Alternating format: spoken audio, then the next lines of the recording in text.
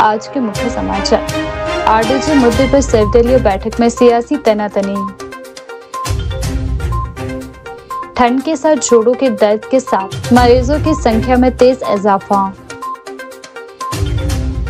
Bharatiya Janata party प्रदेश अध्यक्ष का पलटवार। शिमला में 102, 108 एम्बुलेंस कर्मियों का धरना जारी। नशा तस्करी नेटवर्क पर बड़ा शिकंजा।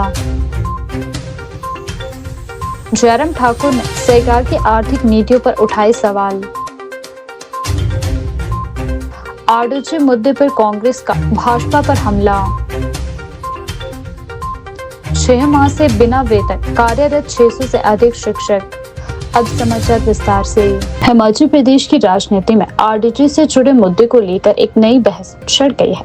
हाल ही में आयोजित सर्वदलीय बैठक के दौरान सत्ता पक्ष और विपक्ष के बीच तीखी नोकझोंक देखने को मिली। बैठक में शामिल नेताओं के बयानों और घटनाक्रम ने राज्य की सियासत को गर्मा दिया है। बैठक में मौजूद सूत्रों के अनुसार भारतीय जनता पार्टी के प्रदेश अध्यक्ष बैठक में शामिल हुए, लेकिन चर्चा के दौरान आरडीजी से जुड़े मुद्दे पर अपनी स्पष्ट राय रखने के बजाय राजनीतिक टिप्पणियां करने लगे।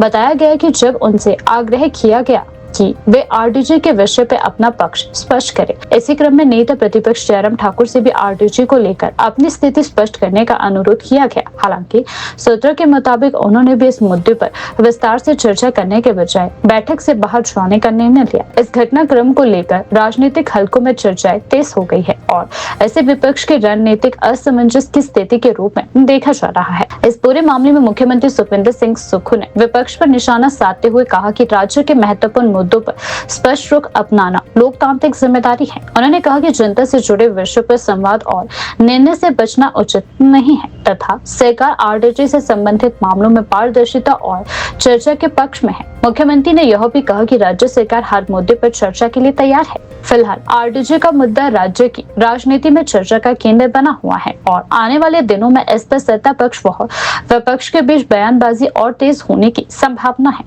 बिंदल जी की बारी आई, प्रदेश अध्यक्ष थे और बिंदल जी कहने लगे 4 लेन दिया आपको हमने सेंट्रल स्पॉन्सर स्कीम्स दी, आपको हमने पीएमजीएसवाई दिया, इतने हजार करोड़ रुपया दिया। हर्षवर्धन जी ने बोला कि आप आरडीजी के मामले में स्थिति स्पष्ट करो और हर्षवर्धन जी ने तो ये भी बोला कि ये सब चीजें तो 15th फाइनेंस कमीशन में भी मिलती रही, 14 फाइनेंस कमीशन में भी 4 लेन मिलते रहे, 15 फाइनेंस कमीशन में भी 4 लेन और सेंट्रल स्पॉन्सर स्कीमों का पैसा आता रहे। आपका आरडीजी के मामले में क्या मानना है? फिर वो जोर से बोलने लगे। हर्ष जी ने कहा कि ये राजनीतिक रूप से ये बोलने की बात नहीं है, आपने वो बाहर बोला, लेकिन आरडीजी के संबंध में आप क्या करना चाहते हैं? तो मैं ये कहना चाहता हूँ कि वो जिन बातों को गिना रहे थे वो रूटीन्स की स्टैंडिंग टॉक्स तो होती ना, जैसे कि पीएमजीएसवाई मिल रहा है, ये मिल रहा है, आरडीजी के मामले में नहीं आ रहे थे। तो उन्होंने बहाना पकड़ा और इस बैठक से उठकर चले गए। तो जयराम जी को हमने बोला रुको, तो कहा कि हम विधानसभा में बोलेंगे। तो विधानसभा में बोलेंगे, ठीक है, विधानसभा में बोलो। बोलना क्या है इसमें? बोलना क्या है इसमें? बोलना यही है कि आप क्या आरडीजी में हमारे साथ इस अधिकार की लड़ाई में चलने को है कि नहीं है?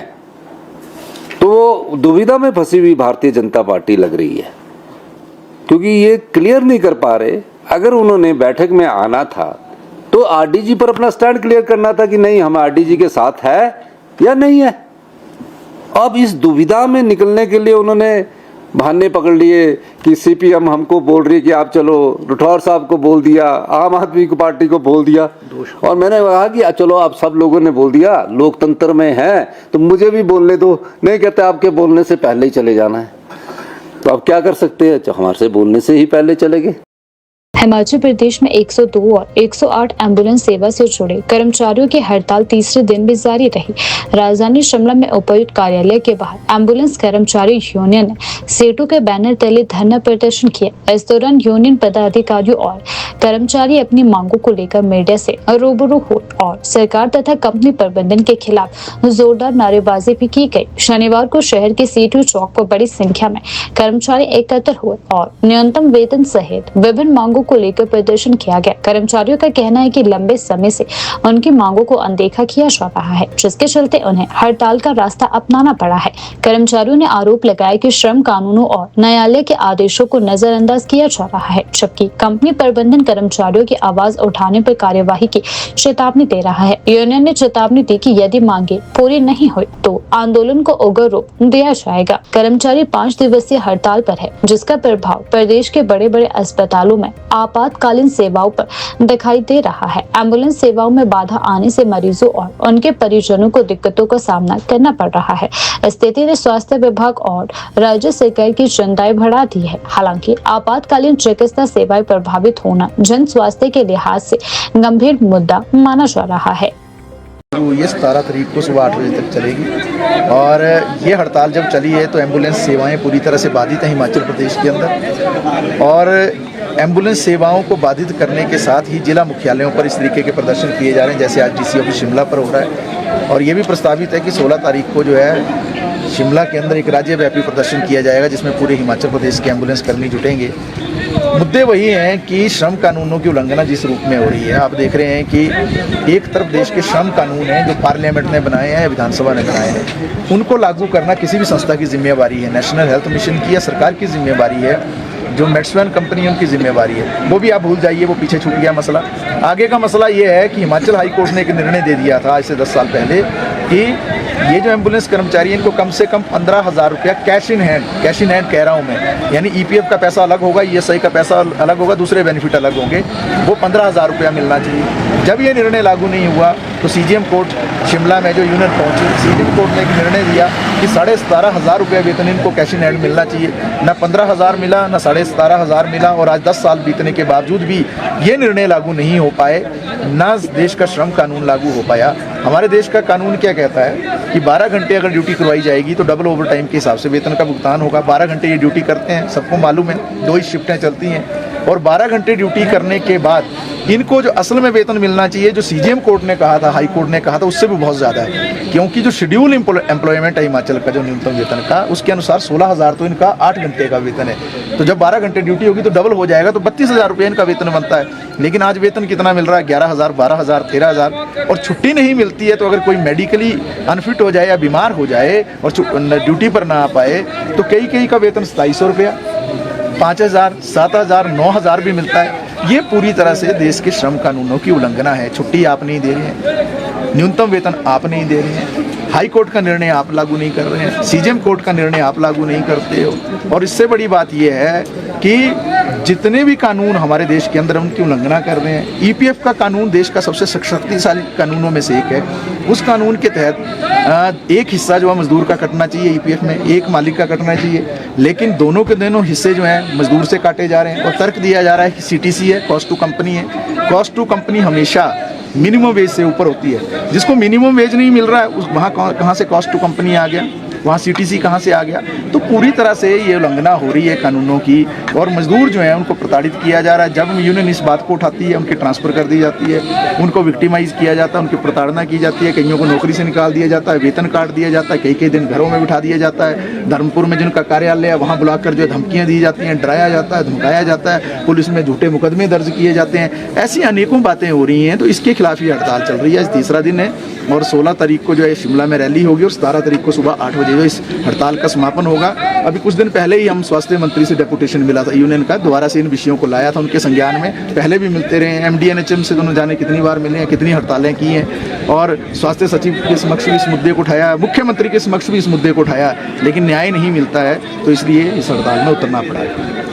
कितने जो है आप ऐसे एम्बुलेंस कर्मी हैं जो के प्रोग्राम में करेंगे और हड़ताल पर बाजी करेंगे? देखिए, लगभग 1300 के करीब एम्बुलेंस कर्मचारी हिमाचल प्रदेश के अंदर काम करते हैं। तो इसमें अभी तक की रिपोर्ट के अनुसार बाई एंड लार्ज हड़ताल जो है सफल है। ज़्यादातर कर्मचारी, इक्का दुक्का कोई छूट रहा होगा तो कहा नहीं जा सकता, लेकिन ज़्यादातर कर्मचारी जो हैं वो हड़ताल पर है और एम्बुलेंस सेवाएं बाधित हैं। और जो हम अपनी मांगों को उठा रहे हैं इस हड़ताल के जरिए, हमारी मंशा केवल इतनी है, हम चाहते हैं कि जनता को कोई असुविधा ना हो, लेकिन हमारे भी अपने अधिकार हैं। जो 108 में एम्बुलेंस कर्मचारी 102 में काम कर रहे हैं, उनके भी जीवन को जीने की कुछ विषम परिस्थितियाँ हैं, जिसके कारण इस हड़ताल को मजबूरी में करना पड़ रहा है।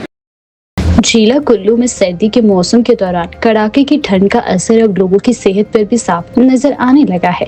ठंड बढ़ने के साथ ही जोड़ों के दर्द, कमर दर्द, सर्वाइकल और घुटनों में दर्द की शिकायत को लेकर अस्पताल पहुंचने वाले मरीजों की संख्या में लगातार इजाफा हो रहा है। विशेष रूप से क्षेत्रीय अस्पताल कुल्लू की हड्डी रोग ओपीडी में इन दिनों मरीजों की भारी भीड़ देखने को मिल रही है। अस्पताल प्रशासन के अनुसार अत्यधिक ठंड के कारण हड्डी रोग से संबंधित समस्याएं बढ़ी है और रोजाना औसतन 110 से 130 मरीज उपचार के लिए अस्पताल पहुंच रहे हैं। दिसंबर माह से लेकर कुल्लू अस्पताल की हड्डी रोग ओपीडी में कुल 5,601 मरीजों का उपचार किया जा चुका है। इन आंकड़ों में महिलाओं की संख्या सबसे अधिक है। अस्पताल रिकॉर्ड के अनुसार कुल मरीजों में 3,174 महिलाएं, 2,426 पुरुष और एक ट्रांसजेंडर मरीज भी शामिल है। विशेषज्ञों का कहना है कि सर्दियों में महिलाओं में हड्डियों और जोड़ों से जुड़ी समस्याएं अधिक देखने को मिलती है, जिससे अस्पतालों में महिला मरीजों की संख्या बढ़ रही है। हड्डी रोग विशेषज्ञ डॉक्टर संतोष शर्मा ने बताया कि सर्दी के मौसम में तापमान गिरने से शरीर अपनी गर्मी बचाने के लिए रक्त वाहिकाओं को संकुचित कर देता है। इससे मांसपेशियों तक रक्त का संचार कम हो जाता है, जिसके कारण मांसपेशियां सख्त हो जाती है और नसों पर दबाव बढ़ता है। परिणाम स्वरूप लोगों को कमर, गर्दन, कंधों और घुटनों में तेज दर्द और जकड़न की समस्या होने लगती है। उन्होंने कहा कि यह समस्या आमतौर पर बुजुर्गों में अधिक होती है, लेकिन वर्तमान समय में युवा और वयस्क भी इसके चपेट में आ रहे हैं। अगर समय रहते उपचार ना कराया गया तो यह समस्या आगे चलकर और अधिक बढ़ सकती है। डॉक्टर शर्मा ने लोगों को सलाह दी कि सर्दियों में लंबे समय तक एक ही स्थिति में बैठने से बचे और हर एक घंटे में उठकर स्ट्रेचिंग जरूर करें। गर्दन को क्लॉकवाइज और एंटी क्लॉकवाइज घुमाना, कंधों को पीछे की ओर स्ट्रेच करना और हल्का व्यायाम करना लाभकारी होगा। योगासन में रीढ़ की हड्डी और मांसपेशियों को लचीला बनाए रखने में मदद करते हैं। विशेषज्ञों ने बताया कि सर्दियों के मौसम में जोड़ों के दर्द से बचने के लिए खानपान में हल्दी, अदरक और मेथी का उपयोग करें। ये खाद्य पदार्थ शरीर में सूजन कम करने में मदद करते हैं। इसके साथ ही पानी पीने की आदत को भी नजरअंदाज नहीं करना चाहिए। डॉक्टर शर्मा ने कहा कि सर्दियों में लोग अक्सर कम पानी पीते हैं। उन्होंने बताया कि दिन भर गुनगुना पानी पीना जरूरी है। क्षेत्रीय अस्पताल कुल्लू के चिकित्सा अधीक्षक डॉक्टर ताराचंद ने बताया कि अस्पताल में वर्तमान में 2 हड्डी रोग विशेषज्ञ सेवाएं दे रहे हैं। मरीजों की संख्या काफी अधिक बढ़ी है। उन्होंने कहा कि दिसंबर और जनवरी में अब तक 5,601 मरीजों का उपचार किया जा चुका है, जो इस बात का संकेत है कि ठंड के मौसम में हड्डी रोग से जुड़ी समस्या तेजी से बढ़ रही है। डॉक्टर ताराचंद ने लोगों से अपील की है कि सर्दी के मौसम में गर्म कपड़ों को प्राथमिकता दें और अनावश्यक रूप से ठंड में घूमने से बचें। यदि दर्द अधिक हो या लंबे समय तक बना रहे तो तुरंत डॉक्टर से परामर्श ले। हड्डी रोग ओपीडी में लगातार बढ़ रही मरीजों की संख्या से अस्पताल पर भी दबाव बढ़ रहा है। प्रशासन ने लोगों से आग्रह किया है कि वे ठंड में स्वास्थ्य संबंधी सावधानियां बरतें और समय पर इलाज कराएं ताकि समस्या गंभीर ना हो। कुल मिलाकर कुल्लू में सर्दियों की कड़ाके की ठंड ने जोड़ों के दर्द और हड्डी रोग से जुड़ी समस्याओं को बढ़ा दिया है।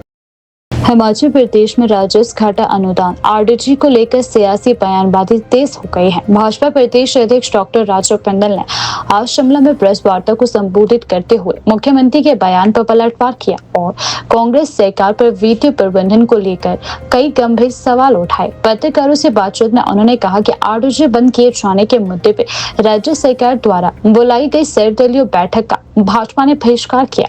उनका आरोप था कि बैठक का उद्देश्य ठोस समाधान निकालना नहीं बल्कि राजनीतिक माहौल बनाना था। बिंदल ने कहा कि राज्य में कांग्रेस की सरकार को सत्ता में आए लगभग 40 महीने हो चुके हैं। पूर्ण बहुमत होने के बावजूद वित्तीय चुनौतियों का ठेकरा केंद्र सरकार और भाजपा पर फोड़ना एक योजनाबद्ध राजनीतिक प्रयास है।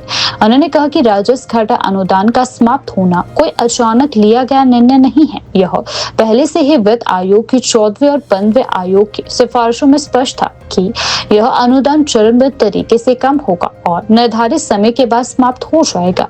भाजपा प्रदेश अध्यक्ष का दावा है कि पिछले 3 वर्षों में केंद्र सरकार द्वारा विभिन्न योजनाओं के अंतर्गत हिमाचल को धनराशि उपलब्ध करवाई गई है और मौजूदा स्थिति के लिए केंद्र को जिम्मेदार ठहराना उचित नहीं रहेगा। प्रेस वार्ता में उन्होंने कांग्रेस पे तीखा हमला बोलते हुए कहा कि कांग्रेस ने चुनाव के दौरान झूठे वादों के आधार पर सत्ता हासिल की और युवाओं तथा महिलाओं के साथ धोखा हुआ है। उन्होंने आरोप लगाया कि चुनावी घोषणाओं और जमीनी हकीकत में बड़ा अंतर दिखाई दे रहा है। भाजपा नेता ने कहा कि राज्य की जनता सरकार से जवाब चाहती है। 40 महीने पूर्व हिमाचल प्रदेश में एक ऐसी सरकार सत्ता में आई जो हर 6 महीने बाद अपने फेलियर्स का डालने का प्रयास करती है। थोड़ा स्मरण करने की आवश्यकता है। ये सरकार, कांग्रेस पार्टी की सरकार, जो आदरणीय सुखविंदर सिंह सुक्खू जी के नेतृत्व में चल रही है, ये ऑर्गेनिक वोटिंग से सत्ता में नहीं,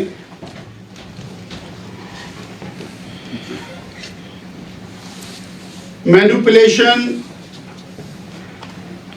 गारंटियां देकर वोटों को मैनिपुलेट किया गया। युवाओं को, बहनों को, किसानों को, और जब सत्ता में आ गए तो वो जो अरबों रुपए की गारंटियां सरकार ने दी, सत्ता में आने के लिए कांग्रेस ने दी,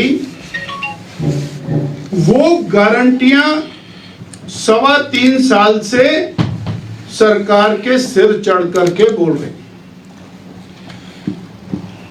इनका कोई भी एक्ट है, कोई भी एक्शन है, वो उसी दबाव के अंतर्गत दिखाई देता है, क्योंकि उनका दबाव है। इसलिए ये उस दबाव को शिफ्ट कर गारंटियां कांग्रेस ने दी, गारंटियों के आधार पर तुम्हारी सरकार बनी, तो उसका फाइनेंशियल प्रबंधन बीजेपी ने थोड़ी करना था। तुम्हारी गारंटियों का पैसा पूरा करने का काम बीजेपी ने थोड़ी कर।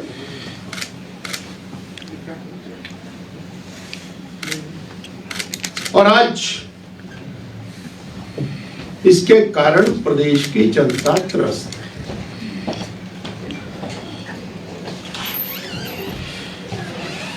माननीय मुख्यमंत्री जी ने पिछले कल एक सर्वदलीय बैठक बुलाई। अब वो कहने को तो सर्वदलीय बैठक थी, पर जिस पार्टी की सरकार है, कांग्रेस पार्टी की सरकार है, उसी का प्रदेश अध्यक्ष अपने मुख्यमंत्री द्वारा बुलाई गई बैठक में शामिल नहीं। अब ये सवाल खड़ा होता है, उनको बुलाया गया, नहीं बुलाया गया, या वो आए क्यों नहीं आए।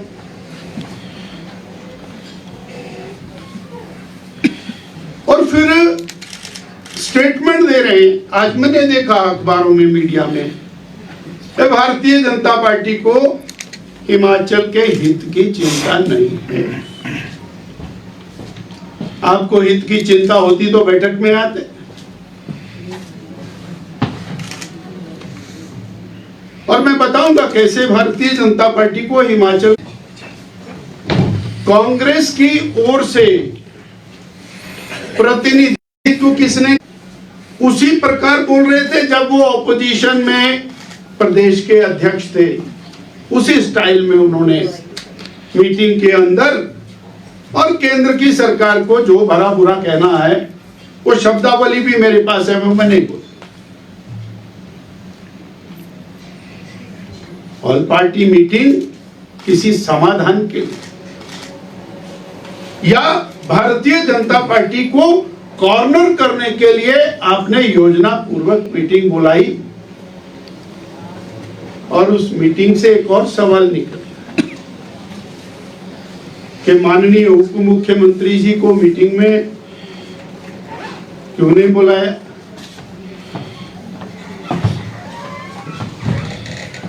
लोकल रहते हैं, हमारे शिमला के ही और माननीय विधायक हैं, मंत्री हैं, पीडब्ल्यूडी मंत्री हैं विक्रमादित्य जी, उनको क्यों नहीं बुलाया।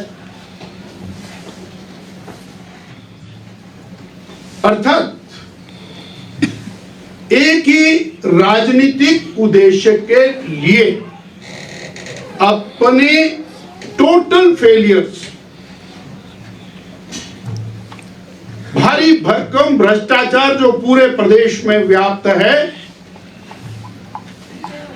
उसको छुपाने, एनआरकी जो पूरे प्रदेश में है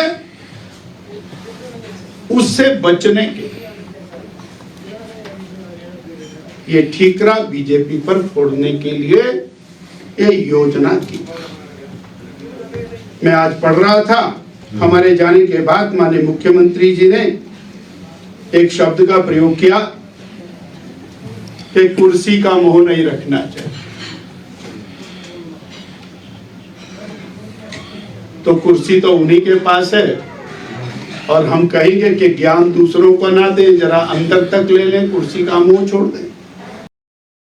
हिमाचल प्रदेश के पूर्व मुख्यमंत्री जयराम ठाकुर शनिवार को शक्तिपीठ ज्वालामुखी मंदिर पहुंचे, जहां उन्होंने विधिवत पूजा अर्चना कर आशीर्वाद लिया। मंदिर के पुजारी सौरभ शर्मा ने धार्मिक रीति रिवाजों के साथ पूजा संपन्न करवाई। जयराम ठाकुर ने पत्रकारों से बातचीत के दौरान कहा कि मौजूदा राज्य सरकार हर मुद्दे पर केंद्र सरकार और पूर्व भाजपा शासन को जिम्मेदार ठहराने का प्रयास कर रही है। उन्होंने कहा कि राजस्व घाटा अनुदान आरडीजी बंद होने का मामला केवल हिमाचल तक सीमित नहीं है, बल्कि देश के कई राज्यों में यह प्रक्रिया लागू हुई है और राज्य सरकार को इसकी जानकारी पहले से थी।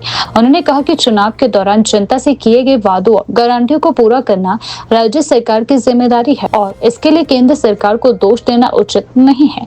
मैं खुद भी उसमें गया, पार्टी के अध्यक्ष भी गए, विधायक भी गए, क्योंकि पिछली बार जो बैठक बुलाई थी उसमें मैं नहीं गया था और क्योंकि मुझे निमंत्रण जो है बहुत देर से मिला था और मैं कहीं प्रवास पर था। अब की बार मैं खुद भी गया, लेकिन पिछली बार ऐतराज था कि नहीं आए और अब की बार आने पर भी ऐतराज एक तरह का था। ऐतराज का मतलब कि हम आए, अपनी बात रखी, उसके बाद हम निकल आए।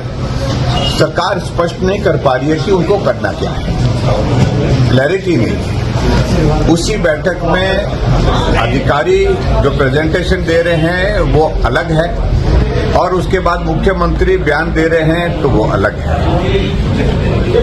अधिकारी कह रहे हैं कि डीए के अलावा एरियर कर्मचारियों का आने वाले समय में सैलरी पर संकट आएगा। हिमाचल प्रदेश में नौकरियों पर पूर्ण रूप से रोक लगानी पड़ेगी, सब्सिडी सारी विड्रॉ करनी पड़ेगी।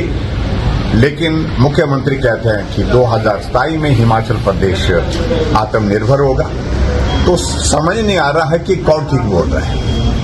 इसलिए हमने कहा कि आप बैठ करके आपस में चर्चा कर लो, करना क्या चाहते हैं। और रेवेन्यू डेफिसिट ग्रांट की अगर बात आती है, मनमोहन सिंह जी थे, 30th फाइनेंस कमीशन में उन्होंने दिया 7,800 करोड़, 7,800 करोड़ रुपए। लेकिन मनमोहन सिंह जी के बाद 40th फाइनेंस कमीशन के दौरान मोदी जी प्रधानमंत्री बने और मोदी जी प्रधानमंत्री बनने के बाद 40,000 करोड़ रुपए हिमाचल प्रदेश को रेवेन्यू डेफिसिट ग्रांट के देते हैं। कहां 7,800 करोड़ मनमोहन सिंह जी, उसका भी तो जिक्र होना चाहिए ना कांग्रेस की गवर्नमेंट। और कहां मोदी जी के प्रधानमंत्री बनने के बाद 40,000 करोड़ रुपए मिला।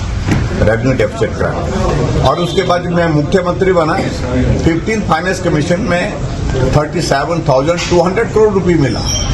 और उसके साथ साथ जो इंटरिम रिलीफ हमको कोविड के दौरान मिला, तो उसको अगर मिलाएं तो हमको 48,000 करोड़ मिला हिमाचल प्रदेश में रेवेन्यू, जो हाईएस्ट पूरे देश भर में रहा है। बात तर्क के साथ रखने की है। ये बयानबाजी ज्यादा करते हैं, तर्क रखते नहीं हैं। क्या करना चाह रहे हैं इस सारी चीज को लेकर के मुख्यमंत्री स्पष्ट नहीं है, कंफ्यूजन में है। और केंद्र सरकार को कोसते कोसते 3.5 वर्ष का कार्यकाल निकल गया, और जयराम को कोसते कोसते गाली देते देते 3 वर्ष का कार्यकाल, 3.5 वर्ष का कार्यकाल बीत गया।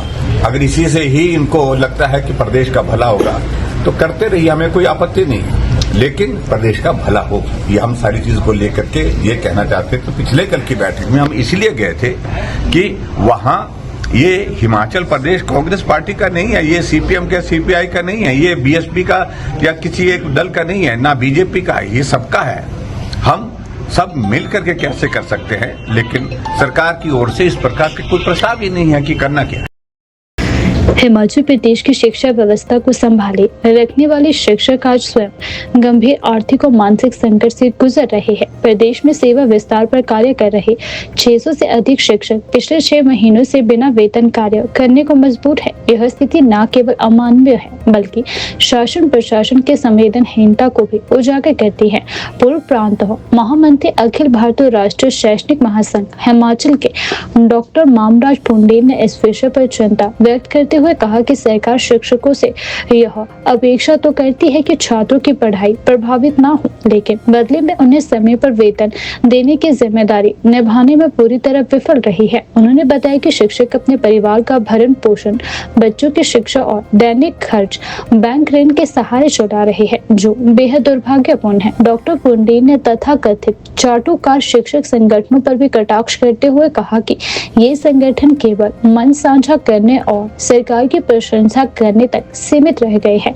जिन मुद्दों पर शिक्षकों के अधिकारों के लिए मुखर आवाज उठनी चाहिए थी, वहां आज इन संगठनों की चुप्पी सरकार को गलत संदेश दे रही है और शिक्षकों के साथ अन्याय को बढ़ावा दे रही है। डॉक्टर पुंडेल ने मुख्यमंत्री और शिक्षा मंत्री से इस गंभीर विषय पर तुरंत संज्ञान लेने की मांग की। उन्होंने कहा कि सरकार को बिना किसी देरी के सभी प्रभावित शिक्षकों को बकाया वेतन और मानदेय जारी करना चाहिए। साथ ही भविष्य में ऐसी स्थिति दोबारा ना बने, इसके लिए स्पष्ट और व्यवहारिक नीति लागू करनी चाहिए।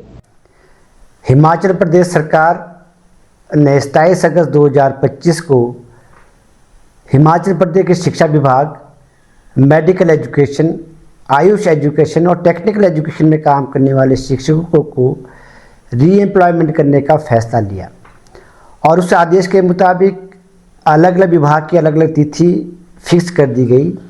जैसे शिक्षा विभाग में जो स्कूल एजुकेशन है उनके लिए 31 मार्च 2026 तक, ऐसे ही हायर एजुकेशन में 31 मई 2026 तक, मेडिकल एजुकेशन में 31 मार्च 2026 तक, आयुष में 30 अप्रैल 2026, ITI में 31 जुलाई 2026 और पॉलिटेक्निक, इंजीनियरिंग एंड फार्मेसी में 30 जून की डेट फिक्स कर दी कि इन लोगों को 30 जून तक दोबारा से रीएम्प्लॉयमेंट किया जाएगा। और इसका जो है खर्चा है 50% सैलरी सरकार इनको दोबारा से पे आउट करेगी।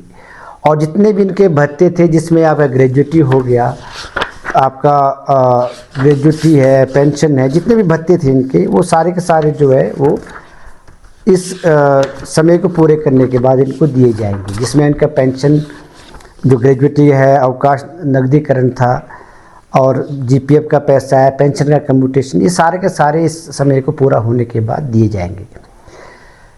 दुर्भाग्यवश आज मेरा प्रश्न हिमाचल सरकार के साथ साथ शिक्षा विभाग और वित्त विभाग से भी है कि पिछले कितने समय से ये लोग सितंबर के बाद इन लोगों ने रीएम्प्लॉयमेंट दिया, और ये आंकड़ा सिर्फ 200 नहीं है, ये आंकड़ा 300-400 से ऊपर जा रहा है। कई लोग ऐसे हैं जिन्होंने रीएम्प्लॉयमेंट तो ले लिया, लेकिन आज वो अपने आप को ठगा हुआ सा महसूस कर रहे हैं।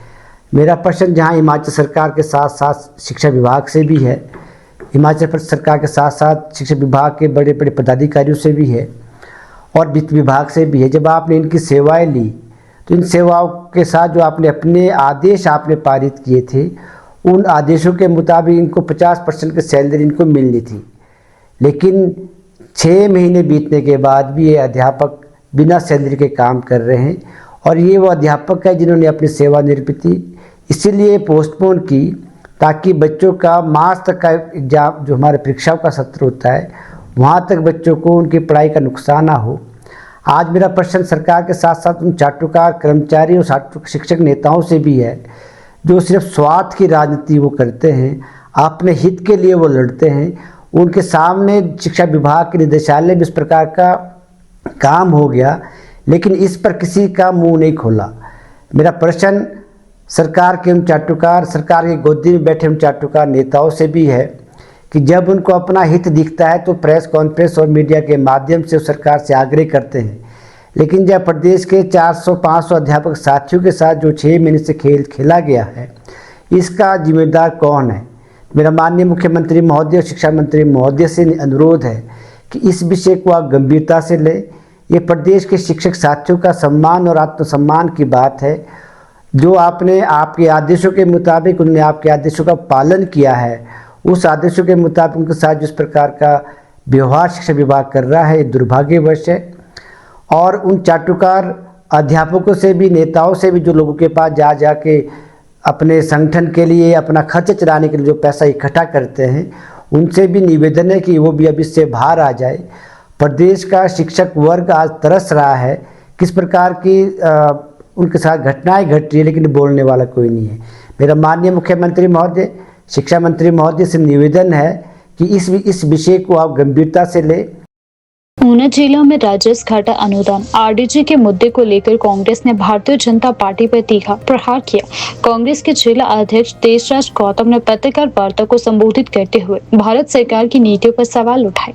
उन्होंने कहा कि आने वाले समय में हिमाचल की जनता भाजपा को माफ नहीं करेगी। उनका आरोप था कि भाजपा की जन विरोधी नीतियों से आम लोग परेशान हो रहे हैं और इन नीतियों के कारण प्रदेश को आर्थिक नुकसान उठाना पड़ रहा है। देशराज गौतम ने कहा कि कांग्रेस पार्टी भाजपा की जन विरोधी नीतियों को गांव-गांव तक पहुंचाएगी और जनता को जागरूक करेगी। उन्होंने यह भी कहा कि आरडीजी जैसे मुद्दे पर राजनीति करने के बजाय प्रदेश हित में ठोस कदम उठाए जाने चाहिए थे। इस दौरान कांग्रेस नेताओं ने भाजपा पर आरोप लगाते हुए कहा कि प्रदेश के विकास और वित्तीय स्थिति को लेकर जनता को गुमराह किया जा रहा है, जबकि कांग्रेस सरकार जनता के हितों की रक्षा के लिए प्रतिबद्ध है।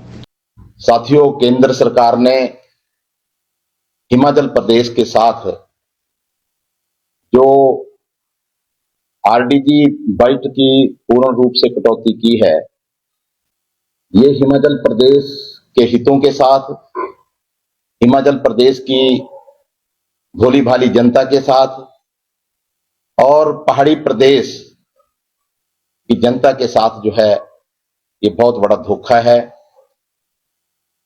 क्योंकि हमारा जो प्रदेश है उसकी भौगोलिक स्थिति पहाड़ी है, पर्वतीय है और यहां पे बहुत आय के सीमित साधन हैं। उसके बाद भी जब पूर्व में जितनी भी सरकारें रही, उन्होंने प्रदेश के विकास के लिए, प्रदेश के हितों को मद्देनजर रखते हुए हमेशा राजस्व घाटा अनुदान जो है वो प्रदेश के विकास के लिए दिया है, जो कि हिमाचल प्रदेश के लोगों का हित है। हिमाचल प्रदेश के लोगों को हितों के लिए वो जरूरी है। और जब से प्रदेश बना, चाहे किसी भी दल की सरकार केंद्र में बनी, उन्होंने विकास के पहिए को आगे बढ़ाने के लिए आरडीजी योजना को चालू रखा। बहुत ही दुर्भाग्यपूर्ण है कि केंद्र में भारतीय जनता पार्टी की गठबंधन सरकार ने ये जो आरडीजी कटौती की है, इससे हमारे प्रदेश का जो विकास है वो रुकेगा। जो पंचायतों के अंदर विकास, सामुदायिक भवन, शिक्षा, स्वास्थ्य और जो नालियां, जितने भी विकास के जो कार्य थे, वो इस बजट के कटौती से सारे के सारे विकास जो है वो प्रभावित होंगे और इसके साथ साथ बेरोजगारी बढ़ेगी, बेरोजगारी बढ़ेगी, लोगों का पलायन होगा और भाजपा ने ये जो दुस्साहस किया है, भारतीय जनता पार्टी जब भी प्रदेश बना तब भी ये प्रदेश को बनने के विरोध में स्टेटहुड मारो ठुड की बातें करती थी। आज इन्होंने वो करके दिखा दिया है, आज चरितार्थ हो गई है इनकी बातें, ये प्रदेश के हितैषी नहीं है। आने वाला समय हिमाचल प्रदेश की जनता भारतीय जनता पार्टी की सरकारों को कभी माफ नहीं करेगी और अब भारतीय जनता पार्टी का जो पतन है उसकी शुरुआत जो है इनकी जनविरोधी नीतियों से जो है वो शुरू हो गई है। मैं ये कहना चाहता हूं कि हिमाचल प्रदेश के अंदर माननीय सुखविंदर सिंह सुक्खू जो हमारे प्रदेश के मुखिया हैं, श्री मुकेश अग्निहोत्री जी जो हमारे उप मुख्यमंत्री हैं और हमारी कांग्रेस पार्टी के अध्यक्ष विनय कुमार जी, उनके दिशा निर्देशानुसार भारतीय जनता पार्टी के जो जनविरोधी फैसले हैं उसके लिए हम हमेशा कांग्रेस पार्टी और कांग्रेस पार्टी के सभी नेता और कार्यकर्ता ग्रामीण स्तर तक जो है इनकी जनविरोधी नीतियों को पहुंचाएंगे और हमें पूरी उम्मीद है कि हमारे यशस्वी मुख्यमंत्री श्री सुखविंदर सिंह सुक्खू जी इस तरह के जो भाजपा के जो जनविरोधी फैसले हैं फिर भी प्रदेश के सर्वांगीण और चहुमुखी विकास के लिए वो दिन रात प्रयत्नशील हैं और उन्होंने प्रदेश की जनता को ये विश्वास दिया है कि भाजपा जो मर्जी षड्यंत्र कर ले लेकिन प्रदेश का जो विकास है वो नहीं रुकेगा। और मैं बधाई देना चाहता हूं सुखविंदर सिंह सुक्खू जी को कि उन्होंने प्रदेश के अंदर आपदा आई, 2-3 वर्षों से जो है यहां पे प्राकृतिक आपदा आई, बहुत सारे जनता लोगों की जो है उसमें जानें चली गई, लोगों के घर उजड़ गए, लेकिन भारतीय जनता पार्टी की जो केंद्र की सरकार है उसने हिमाचल प्रदेश को जो है किसी भी तरह की कोई सहायता प्रदान नहीं की और एक तमाशबीर की तरह जो है वो प्रदेश को जो है की जनता को सता रही है। लेकिन आने वाले समय में मैं ये कहना चाहता हूं कि योजनाओं को बदल के जो पहाड़ी प्रदेश जो बना था उनके हितों को जो है उनके ऊपर आप कुठाराघात नहीं कर सकते। हिमाचल प्रदेश में नशे के खिलाफ चल रहे अभियान के तहत शिमला पुलिस लगातार कार्यवाही कर रही है। इस संबंध में जानकारी देते हुए पुलिस अधिकारी मेहर पवन ने बताया कि पुलिस नशा तस्करों के पूरे नेटवर्क को तोड़ने के लिए व्यापक कार्यवाही कर रही है। पुलिस के अनुसार थाना रोडू में 2 फरवरी 2026 को नशा तस्करी का मुकदमा दर्ज किया गया था। इस मामले में मेहंदली पुल के पास पंजाब के 2 युवकों जशनदीप सिंह और धर्मप्रीत सिंह को 83 ग्राम चिट्टा हेरोइन के साथ गिरफ्तार किया गया था। जांच के दौरान पुलिस टीम ने आरोपियों के बैंक खातों और डिजिटल साक्ष्यों का विश्लेषण किया, जिससे पता चला कि इस तस्करी में अन्य लोग भी शामिल हैं। ऐसे आधार पर 10 फरवरी 2026 को रोडू पुलिस ने 3 और आरोपियों को गिरफ्तार किया। आशीष चौहान, नवीन शेट्टा, दीवान चंद को गिरफ्तार किया गया। पुलिस रिमांड के दौरान जाँच में सामने आया कि मुख्य आरोपी जशनदीप शिमला जिले के रोडू और चिड़गांव क्षेत्रों में चिट्टा सप्लाई करता था। जांच में यह भी पता चला कि उसका मुख्य सहयोगी विजेंद्र मेहता उर्फ छोटू था, जो स्थानीय स्तर पर नशे का प्रमुख वितरक था। पुलिस के मुताबिक विजेंद्र जशनदीप से नशा खरीदकर अन्य साथियों की मदद से स्थानीय लोगों तक पहुंचाता था और इस तरह युवाओं को नशे की ओर धकेल रहा था। पुलिस का कहना है कि नशा तस्करी के नेटवर्क को पूरी तरह खत्म करने के लिए अभियान जारी रहेगा और मामले में आगे भी जांच की जाएगी। फिलहाल पुलिस के द्वारा मुख्य आरोपी को गिरफ्तार कर लिया गया है, जिसमें नशा तस्करों के नेटवर्कों को डिसमेंटल किया जा रहा है। इसी कड़ी में पुलिस थाना रोडू में पंजीकृत मुकदमा नंबर 5/26 दिनांक 2 फरवरी 2026 जिसमें रोडू पुलिस द्वारा मेहंदली पुल से पंजाब के रहने वाले 2 युवक जशनदीप सिंह और धर्मप्रीत सिंह से 83 ग्राम चिट्टा हेरोइन बरामद की गई थी। पुलिस टीम द्वारा इनकी सप्लाई चेन की जांच की गई, जिसमें जो है डिजिटल साक्ष्य और बैंक खातों का गहनता से विश्लेषण किया गया, जिसमें यह बात सामने आई कि इसमें और भी कई लोग शामिल हैं। इसी कड़ी में आगे बढ़ते हुए पुलिस थाना रोडू की टीम द्वारा 10 फरवरी 2026 को 3 और व्यक्तियों को गिरफ्तार किया गया। आशीष चौहान, आयु 24 वर्ष, निवासी खशदार चिड़गांव। नवीन शेट्टा, आयु 31 वर्ष, निवासी गोक्सवारी चिड़गांव। दीवान चंद, उम्र 39 वर्ष, निवासी सुंदा चिड़गांव। इन सभी आरोपियों को रिमांड में लिया गया और इनसे गहनता से पूछताछ की गई। इस पूछताछ के दौरान यह बात सामने आई कि जशनदीप सिंह, जो कि पंजाब का रहने वाला है, वह चिड़गांव व रोडू क्षेत्र में चिट्टे का एक मेजर सप्लायर है और एक लोकल व्यक्ति की मदद से, जो कि इसका मेजर डिस्ट्रीब्यूटर है, ये चिट्टे का नेटवर्क चला रहा है। जांच में पाया गया कि यह लोकल डिस्ट्रीब्यूटर विजेंद्र मेहता उर्फ छोटू है, जो कि जशनदीप सिंह से चिट्टा खरीदकर स्थानीय लोगों को अन्य साथियों की मदद से बेचता था। पुलिस एवं नेपाल पुलिस के साथ 48 घंटे से भी ऊपर मिलकर एक ज्वाइंट ऑपरेशन किया, जिसमें नेपाल बॉर्डर के पास पड़ते क्षेत्र वनवासा नामक स्थान से विजेंद्र सिंह उर्फ छोटू को गिरफ्तार किया है। इसकी जो पूरी डिटेल्स हैं, विजेंद्र सिंह उर्फ छोटू, पुत्र पदम सेन, निवासी गांव सुंदा, गोंडा तहसील व डाकघर चिड़गांव, जिला शिमला, हिमाचल प्रदेश, उम्र 35 साल। यदि इसकी क्रिमिनल हिस्ट्री की बात की जाए तो इसके ऊपर चिट्टे के 3 केस पहले भी रजिस्टर्ड हैं, 2 चिड़गांव में और 1 रोडू थाने में। और इस पूरे केस की अभी तक बात की जाए तो इसमें 6 गिरफ्तारियां की जा चुकी हैं और आगे का नेटवर्क भी है, उसको हम डिसमेंटल करने का पूर्ण प्रयास कर रहे हैं। और इसके अलावा मैं आपको ये भी इंफॉर्मेशन देना चाहता हूँ कि शिमला पुलिस ने इस वर्ष 48 मुकदमे एनडीपीएस के अंतर्गत रजिस्टर किए हैं, जिसमें 94 आरोपियों को गिरफ्तार किया गया है। जैसे कि मैंने बताया, ये जो जशनदीप सिंह है, ये पंजाब का रहने वाला है। ये इस एरिया में काफी टाइम से चिट्टे का सप्लाई कर रहा था और अब ये जांच का विषय है, जिसमें पुलिस जांच कर रही है कि इसका मेन सप्लायर पीछे कौन है। वो बैकवर्ड लिंकेजेस की छानबीन की जाएगी और जैसे की जो जानकारी होगी वो मैं आपके साथ। इसकी जो है क्रिमिनल हिस्ट्री अभी हम पंजाब पुलिस से ले रहे हैं, जैसे ही अपडेट होगा हम आपको उसके बारे में। सर, ये लोकल में विजेंद्र है, ये क्या करता है? विजेंद्र जो है ये वहीं का रहने वाला है, आसपास के क्षेत्र का।